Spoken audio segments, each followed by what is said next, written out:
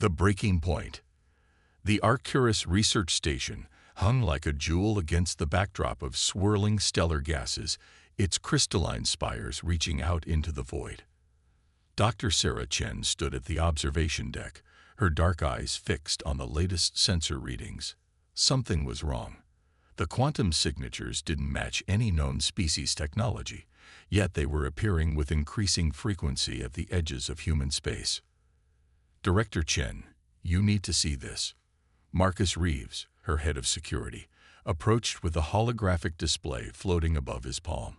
The three-dimensional image showed a massive energy surge near the Proxima Centauri colony. We've confirmed it. The Alderaan Defense Fleet has been conducting covert weapons tests in our territory. Sarah's fingers tightened around her datavat. The Alderaans were supposed to be humanity's strongest allies in the Galactic Federation.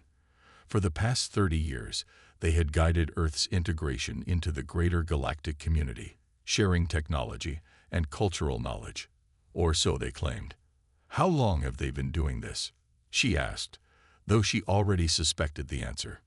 Based on the residual radiation patterns. Years. But that's not the worst part. Marcus brought up another scan, this one showing complex molecular structures. They're testing bioweapons designed specifically to target human genetic sequences. The revelation hit Sarah like a physical blow. The Alderaans weren't just violating treaty space, they were preparing for genocide. Within hours, the Arcturus station's quantum entanglement communicator connected with the Emergency Council on Earth. Fleet Admiral Helena Vasquez's hologram materialized in the conference room, her weathered face grave as she absorbed the evidence. This confirms our worst fears, Helena said, her voice steady despite the tension visible in her shoulders. We've detected similar signatures in the Ta-Ceti system and near Mars. The Alderaans have been systematically positioning weapons platforms throughout human space. Sarah leaned forward. Admiral, the bioweapon signatures. They're not just theoretical research. These are deployment-ready systems. I know. Helena's hologram flickered as she accessed additional data. For 3 decades, we played nice. We accepted their guidance. We shared our resources. We even allowed them to place restrictions on our military development. A bitter smile crossed her face. Or so they thought. Sarah's eyebrows rose. Operation Shadow Shield was never shut down. Helena confirmed. When the Galactic Federation demanded we limit our military capabilities, we appeared to comply. But deep beneath the Pacific Ocean, and in bases throughout the Kuiper Belt, we continued to advance. The Alderaans thought they were watching all our shipyards. They never realized our biggest facilities were hidden in plain sight. Marcus cleared his throat. The Alderaan ambassador is requesting an emergency meeting with the Council.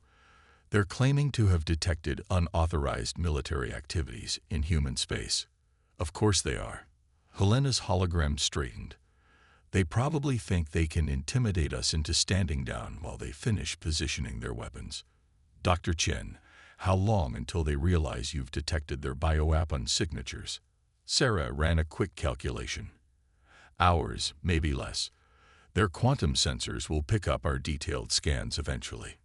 Then it's time. Helena's eyes hardened. Humanity joined the galactic community in good faith. We extended trust, friendship, and cooperation. In return, they planned our extinction. Protocol Lazarus is now in effect. Throughout human space, hidden facilities hummed to life. Quantum computers that had been running silent for decades activated. Shipyards concealed within asteroids and beneath planetary oceans powered up. And in the depths of Europa, humanity's greatest secret stirred. A fleet of warships unlike anything the galaxy had ever seen. The Alderaans had made a critical mistake. They assumed humanity's rapid technological advancement after discovering faster-than-light travel was due to their guidance. They never considered that humans had been holding back, learning from each new species they encountered while keeping their true capabilities hidden. As Sarah watched the quantum signatures of Alderaan ships approaching Arcturus Station, she felt an odd calm. Humanity had hoped for peace, had genuinely tried to be part of the galactic community, but they had never been naive enough to bet their survival on that hope alone. All stations, Helena's voice echoed through the quantum network that connected human space. Protocol Lazarus is in effect. The time for hiding is over. The galaxy was about to learn why. Throughout human history, the most dangerous moment was when a patient people finally ran out of patience. Silent thunder. Deep beneath the Pacific Ocean, in a facility that officially didn't exist, Commander David Santos walked through rows of quantum-powered battlesuits. Each exoskeleton stood 3 meters tall, their surfaces rippling with adaptive camouflage. For 30 years, the world had believed these weapons were decommissioned, another concession to the Galactic Federation's demands. All teams report ready, his second-in-command, Lieutenant Maya Patel, announced. Her dark skin reflected the blue glow of the quantum cores. The Alderaan fleet has crossed the Kuiper Belt. 17 capital ships, plus support vessels. David nodded, his expression grim. And our guests. The Alderaan ambassador's shuttle is docking at the UN headquarters now. They're demanding an emergency session to address our aggressive military buildup in violation of treaty obligations. A bitter laugh escaped David's lips. The Alderaans were trying to maintain their facade of diplomatic concern, even as their bioweapon platforms moved into position. They had no idea what was waiting for them. In high orbit above Earth, the Alderaan ambassador's shuttle approached the gleaming UN space station. Ambassador Kexar adjusted his translucent ceremonial robes, mandibles clicking in what his species considered a smile. These humans were so predictable, so eager to avoid conflict that they would accept any explanation he offered. The shuttle dock's force field shimmered as Kexar and his delegation stepped through. A human diplomatic team waited to greet them, led by UN Security Council President Maria Reyes. Her face showed appropriate concern at this unexpected crisis. Ambassador Kexar, she bowed slightly. The Council is assembled and ready to hear your concerns. This is a grave matter, Kexar intoned, following her toward the Council chamber. Our sensors have detected significant military activities in violation of the Peaceful Development Treaty. The Galactic Federation cannot ignore such provocations. Of course not, Maria agreed smoothly. We take our treaty obligations very seriously. They entered the Council chamber, a vast room with a spectacular view of Earth below. The Security Council members sat around a crescent-shaped table, their faces appropriately serious. Kexar moved to the speaker's position, ready to begin his carefully prepared speech about human aggression and the need for increased Federation oversight. The chamber's lights flickered. Apologies, Ambassador, Maria said, though something in her tone had changed. We're experiencing some technical difficulties. Kexar's antennae twitched. Something was wrong. The human diplomats didn't look afraid or defensive. They looked ready. In the Pacific facility, Commander Santos received the signal he'd been waiting for. Operation Silent Thunder is go. All units activate. Throughout the solar system, humanity's hidden strength emerged. Quantum fields that had masked military installations for decades dropped. Beneath the Martian ice caps, missile silos opened. Inside hollow asteroids, warships powered up. And in the depths of Europa, humanity's greatest achievement stirred to life. On the UN station, Kexar's communicator erupted with urgent messages. His mandibles clicked in alarm as reports flooded in. Massive energy signatures were appearing everywhere in human space. Weapons platforms more advanced than anything the Alderaans had predicted. Ships with technology that should have been centuries beyond human capability. Ambassador, Maria's voice cut through his panic. I believe we should discuss the real crisis. Specifically, your bioweapon platforms in our territory. Kexar's outer eyes widened. How did you detect them? Maria smiled. We've known about them for months, just as we've known about your fleet's true purpose. The only question is, did you really think we spent the last 30 years doing nothing but accepting your guidance? The station's windows polarized, and new holographic displays appeared. They showed the Alderaan fleet, now surrounded by ships that had appeared from nowhere. Human ships that had been waiting, cloaked and silent, for precisely this moment. In the Pacific facility, Commander Santos climbed into his battle suit. Around him, hundreds of soldiers did the same. These weapons had never been decommissioned. They had been refined, improved, and enhanced with technology reverse-engineered from every alien species humanity had encountered. All units, his voice carried across the quantum network that connected human forces throughout the solar system. Execute containment protocols. Show our guests exactly what humanity has been working on while they thought we were standing still. The Alderaan fleet, caught completely off guard, found itself trapped between multiple forces. Ships emerged from Jupiter's atmosphere, their hulls crackling with energy fields beyond anything the Alderaans had developed. Fighters launched from bases hidden in asteroid fields, their quantum drives allowing them to ignore conventional physics. And from Europa, something massive emerged. A ship larger than anything humanity had officially built, its hull composed of materials that shouldn't have existed. The culmination of 30 years of hidden development, combining human innovation with carefully studied alien technology.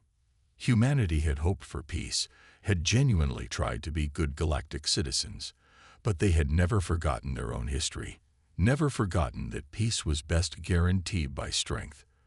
While the galaxy thought they were adapting to civilization, humanity had been preparing for war. Now, as silent thunder began, the galaxy was about to learn just how much humanity had been holding back. The Ghost Fleet rises. Grand Admiral Sarah Hayes stood on the bridge of the ECS Prometheus, watching as the massive vessel emerged from its hiding place within Europa. For 3 decades, the ship had been a myth, a whispered legend among the few who knew of humanity's contingency plans.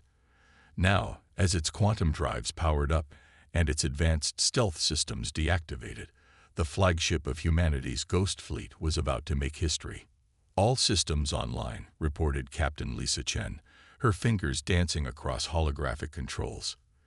The Alderaan fleet is still trying to establish a defensive formation. They're completely blind to our capabilities. Sarah allowed herself a small smile. The Prometheus represented everything the aliens thought humans couldn't achieve. A perfect fusion of reverse-engineered alien technology and human innovation. Its hull incorporated metamaterials that could adapt to any form of scanning. Its weapons systems combined principles from a dozen different species into something entirely new. Fleet status, she asked, though the quantum network was already feeding the information directly to her neural interface. Ghost Fleet fully operational. All ships report ready. Lisa's voice carried a hint of pride. The Alderaans are broadcasting surrender signals on all frequencies. In high orbit around Earth, Ambassador Kexar watched in horror as more human ships appeared. They seemed to materialize from nowhere, their technology defying everything he thought he knew about human capabilities. The UN station's diplomatic chamber had transformed into a military command center, with President Maria Reyes now wearing a fleet officer's uniform. You hid all of this. Kexar's mandibles trembled. For 30 years. We hid much more than ships, Ambassador. Maria's voice was cold. While you thought you were guiding our development, we were studying every piece of technology you showed us. Every diplomatic visit became an opportunity for research. Every trade agreement a chance to analyze alien tech. On screens throughout the chamber, more human forces revealed themselves. Quantum-enhanced battle suits deployed from hidden bases on Mars. Stealth fighters emerged from the dark side of the moon. And from deep within the asteroid belt, massive carrier ships appeared, their hangar bays holding squadrons of vessels that combined the best of human and alien engineering. Launch the Phantoms, Sarah commanded from the Prometheus. Across the Ghost Fleet, special hangar bays opened. The Phantoms were humanity's masterpiece. Autonomous combat drones that utilized quantum entanglement for instantaneous coordination. No lag, no delay, just perfect synchronized warfare. The Alderaan fleet's sensors couldn't track them. The Phantoms moved through space like digital spirits, their hybrid drives bending reality in ways that alien science had deemed impossible. They surrounded the bioweapon platforms, systematically neutralizing each one with precise quantum disruption pulses. "Admiral," Lisa reported, "we're detecting multiple quantum communications from the Alderaan fleet to their homeworld. They're trying to call for reinforcements." Sarah nodded. "Let them. It's time the galaxy understood exactly what they're dealing with." Throughout human space, more hidden facilities activated. Orbital defense platforms that had masqueraded as communication satellites revealed their true nature. Research stations transformed into military strongholds. The facade of limited human capability fell away, revealing a civilization that had spent 30 years preparing for this exact moment. On Mars, Commander Santos led his battle suit squadrons in securing the Alderaan ground bases. The aliens had hidden military installations on the Red Planet, thinking humans wouldn't detect them. Now those same bases were being systematically captured, their technology and data cores secured for analysis. "This is impossible," Kexar whispered, watching the displays. "Your species, you were supposed to be centuries away from this level of technology." "No, Ambassador." Maria's smile was sharp. "We were centuries away from revealing it. There's a difference." The Ghost Fleet moved with perfect coordination, each ship a testament to human ingenuity. The Prometheus led the formation, its massive form a clear message to the galaxy. Humanity had never been the technological primitives the aliens assumed. They had simply been patient, gathering knowledge, combining technologies, and preparing for the day when the masks would need to come off. "All bioweapon platforms neutralized," Lisa reported. "Alderaan fleet contained. No casualties on either side." Sarah nodded. That had been intentional. This wasn't about destruction. It was about sending a message. Humanity could have struck first, could have launched a devastating surprise attack. Instead, they had chosen to reveal their strength while showing restraint. "Open a channel to all Alderaan ships," she commanded. "It's time to negotiate. And this time, we'll be doing it as equals." The Ghost Fleet had risen, and with it, humanity's place in the galaxy changed forever. The stars trembled not because humans were warmongers, but because they had proven themselves masters of the long game. Peace through strength was an ancient human concept, one the galaxy was about to learn well. Tremors across the stars. The great hall of the Galactic Federation fell into stunned silence as the holographic display showed the human Ghost Fleet in action. Representatives from over 300 species watched as the supposedly primitive humans demonstrated technology that rivaled or surpassed their own. The Prometheus, humanity's flagship, dominated the central image, its capabilities defying conventional scientific understanding. First Speaker Ventil, a crystalline being who had led the Federation for centuries, felt vibrations of distress ripple through their crystalline form. "This cannot be accurate." The humans were monitored, contained, limited. Were we? Dr. Elena Rodriguez stepped forward, her holographic form materializing in the center of the Great Hall. As Earth's new ambassador to the Federation, she carried herself with quiet confidence. "Or did you see exactly what we wanted you to see?" The Federation's Security Council erupted in chaos. The Mexer delegation demanded immediate military action. The Syrians called for sanctions. The Quillan recommended diplomatic isolation. But beneath their outrage lay a deeper emotion: fear. In the Alderaan home system, First Prince Kexnar watched the emergency broadcast with growing horror.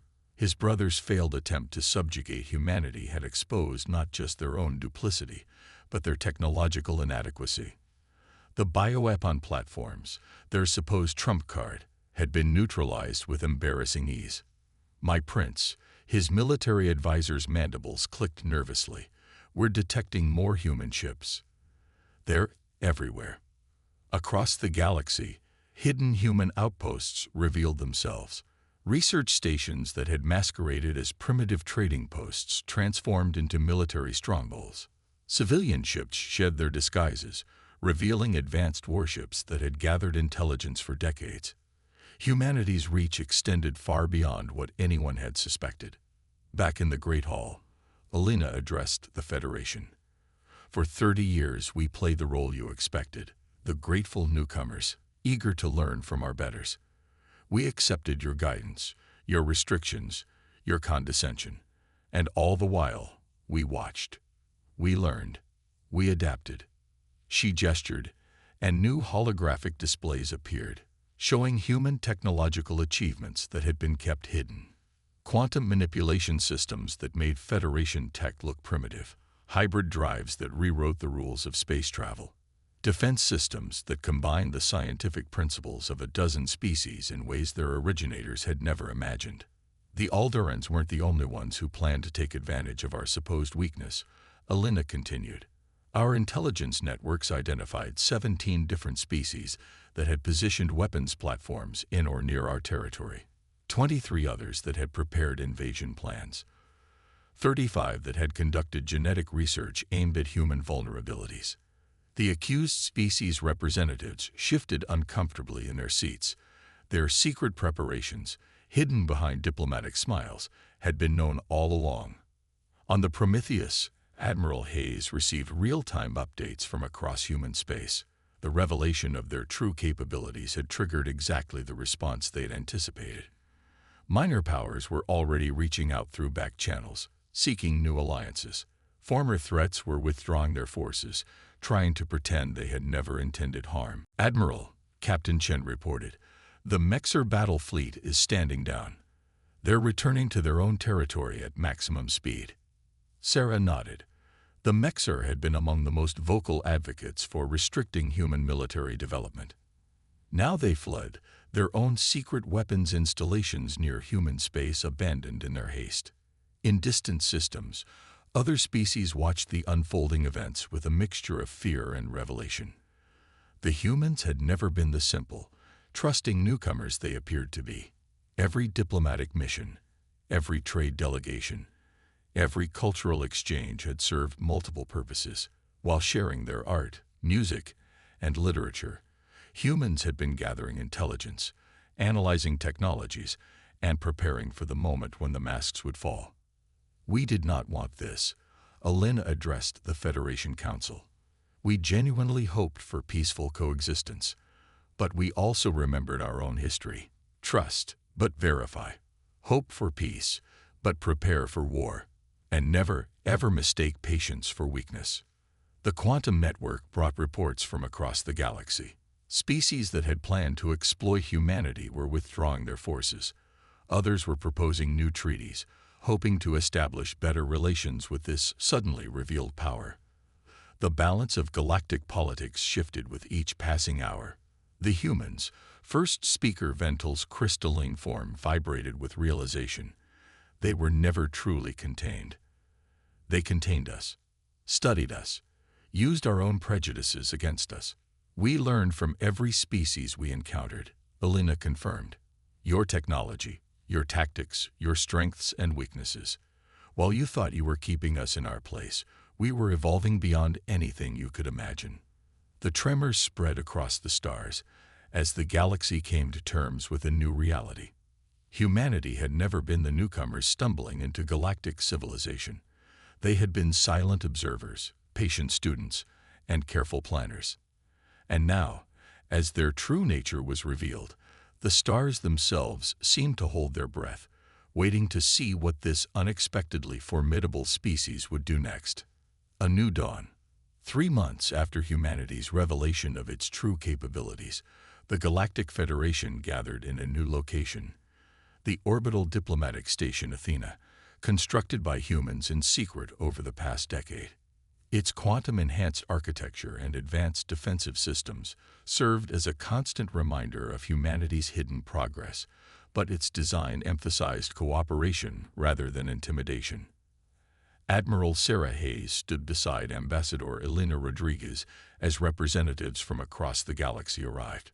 The station's grand chamber incorporated elements from hundreds of species' architectural styles, a subtle message about humanity's capacity for cultural synthesis. The Alderaan delegation is approaching, Captain Chen reported from her position at the security console.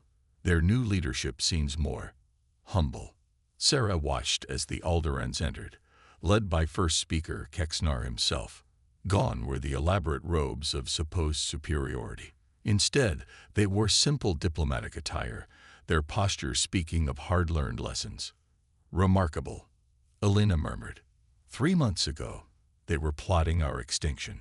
Now they're leading the push for reform in the Federation. Nothing like the threat of complete technological obsolescence to encourage diplomatic flexibility, Sarah thought. The revealed extent of human advancement had shocked the galaxy, but it was humanity's response to that revelation that had truly transformed interstellar relations. Instead of revenge, humans had offered partnership. Instead of dominance, they had demonstrated restraint. The Ghost Fleet had never fired a shot in anger, using its overwhelming technological advantage only to neutralize threats and establish stability. First Speaker Vental's crystalline form caught the light as they approached the human representatives. Ambassador Rodriguez, Admiral Hayes, the Federation Council is ready to begin the ratification process for the New Dawn Accords. The chamber filled with delegates from every major species. Some had been enemies, others uncertain allies, but all had come to understand a fundamental truth. Humanity's greatest strength wasn't their hidden fleet or advanced technology. It was their ability to learn, adapt, and grow while never losing sight of their core principles. Elena stepped forward to address the assembly. For 30 years, humanity walked among the stars, watching and learning. We saw great wonders and terrible dangers. We experienced friendship and betrayal. Through it all, we held to one fundamental belief. True peace cannot be built on deception or dominance. Holographic displays activated, showing the principles of the New Dawn Accords. The document represented a complete reformation of galactic society, emphasizing genuine cooperation, technological exchange, and mutual defense. We hid our capabilities not out of fear, Elena continued, but because we needed to understand, to see which species would treat us with respect, even when they thought us weak, to learn who would betray us when they believed they could profit from our destruction. The Accords introduced revolutionary concepts to galactic law. Independent oversight of military development, genuine technological cooperation, cultural exchange programs based on mutual respect rather than patronizing guidance. Humanity does not seek to rule, Sarah added, her voice carrying across the chamber.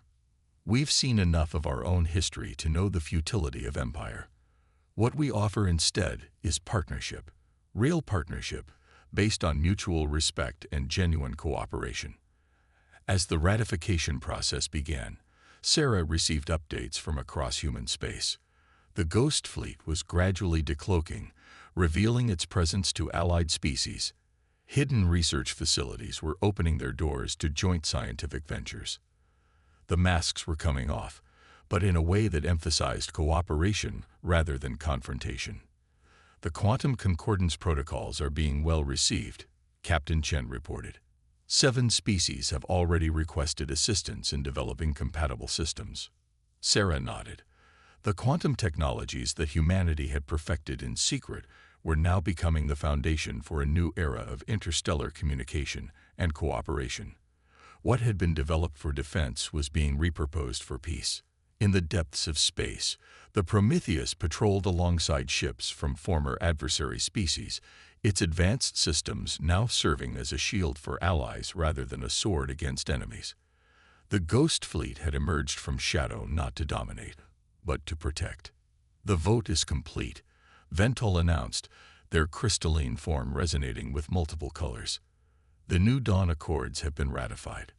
Let history record that this day marks not just the revelation of human capability, but the beginning of true galactic cooperation. Elena smiled.